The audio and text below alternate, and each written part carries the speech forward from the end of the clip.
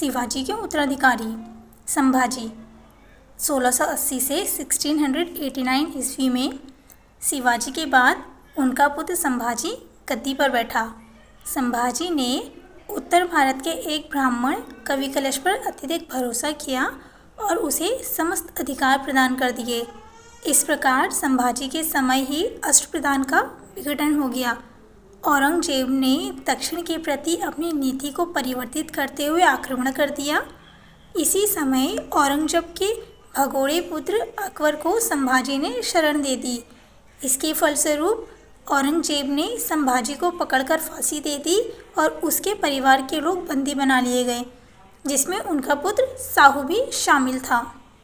राजा राम 1689 से 1700 ईस्वी तक राजा राम को रायगढ़ में छत्रपति घोषित किया गया। 1691 ईस्वी में मुगलों ने जुल्फिकार खां के नेतृत्व में जीजी का घेरा डाल दिया। 8 वर्षों तक राजा राम जीजी के किले में कैद रहा। 1698 ईस्वी में राजा राम ने जीजी से पलायन करके सतारा में अपनी राजधानी बनाई।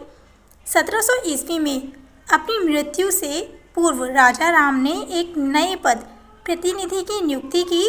यह पद पेशवा से ऊपर था। इस प्रकार शिवाजी की अष्टप्रधान व्यवस्था में प्रतिनिधि सहित 9वां मंत्री शामिल हो गया। शिवाजी द्वितीय तथा ताराबाई 1700 से 1707 ईस्वी तक। ताराबाई राजा राम की विधवा थी। इसने अपने अल्पवयस्क 4 वर्षीय पुत्र शिवाजी द्वितीय के नाम पर शासन किया तथा मुगलों से स्वतंत्रता संघर्ष जारी रखा। साहू 1707 से 1749 ईस्वी तक। 1707 में औरंगजेब की मृत्यु के बाद औरंगजेब के दूसरे पुत्र मोहम्मद आजम ने साहू को छोड़ दिया। 1707 में खेड़ा नामक स्थान पर उत्तराधिकारी को लेकर साहू एवं ताराबाई के मध्य युद्ध हुआ।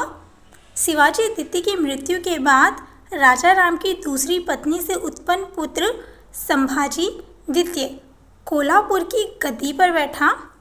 मराठा राज्य की सत्ता 2 केंद्रों में विभाजित हो गई। सतारा में शाह का शासन, जबकि कोल्हापुर में शिवाजी द्वितीय ताराबाई का शासन था।